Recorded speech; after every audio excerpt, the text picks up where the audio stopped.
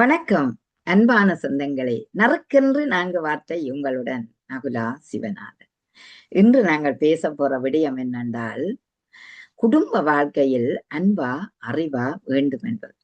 இந்த வாழ்க்கையை எடுத்துக்கொண்டோம்டா, குடும்ப வாழ்க்கையில நாங்கள் எடுத்துக்கொண்டோம்டா, அன்பை காட்டிலும் அறிவுதான் சிறப்பாக வேணும் என்பதை சொல்லுகிறேன்.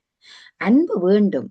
அது நெஞ்சத்திலோ இதயத்திலோ மட்டும்தான் இருக்கும், அல்லது பரிவு பாசத்தோட மட்டும் போய்விடும். ஆனால் அறிவு என்ன செய்யும்? உங்களை செழிப்பாக, இன்பமாக, மகிழ்ச்சியாக வாழ வைக்கும்.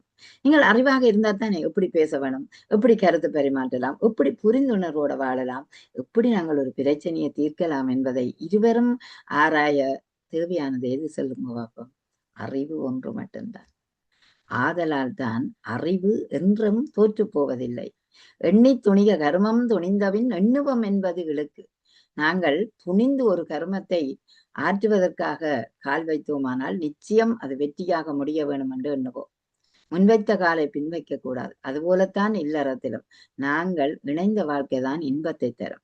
அந்த வாழ்க்கையை சரியான முறையில் கொண்டு செல்ல எங்களுக்கு அறிவு என்ற பெருவிரட்சம், அறிவு என்ற பேரொளி எங்களுக்கு அவசியமாகிறதல்லவா? எனவேதான் குழந்தைகளை கூட குடும்பத்தில் வளர்ப்பதற்கு அறிவுடையவள், அறிவு சார்ந்தவர்கள் தேவை என்பார்கள். ஆகவே அறிவு ஒரு பேரொளிதான். அறிவு ஒரு மரம் மாதிரி இருந்தாலும் அறிவு ஒரு நீர் மாதிரி இருக்கிறது. மரத்துக்கு வேர் முக்கியம் அல்லவா? அந்த வேர் போல இருப்பது இந்த அறிவுதான். ஆகவே அச்சாணியான அந்த அறிவை நீங்கள் பெற வேண்டும் ஒவ்வொருத்தரும்.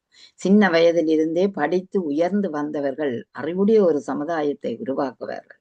அந்த சமுதாயம் இல்லறம் என்ற நல்லறத்தை பெறுவதற்கும் அவசியமாகிறது. அந்த நல்லறம் ஓங்கி செழிக்க வேண்டுமாயின் வளமான வழிகாட்டிகளாக இருப்பது அறிவுதான். எனவே அன்பை காட்டிலும் அறிவு ஆழமான சிந்தனையையோ புரிந்துணர்வையோ மதிநுட்பத்தையோ வளர்க்கக்கூடியது. ஆதலால் நீங்கள் அன்பை மட்டும் நெஞ்சுக்குள் வைத்துக் கொள்ளாதீர்கள். அறிவோடு சேர்ந்த ஒரு சமுதாயத்தை உருவாக்க முனையுங்கள்.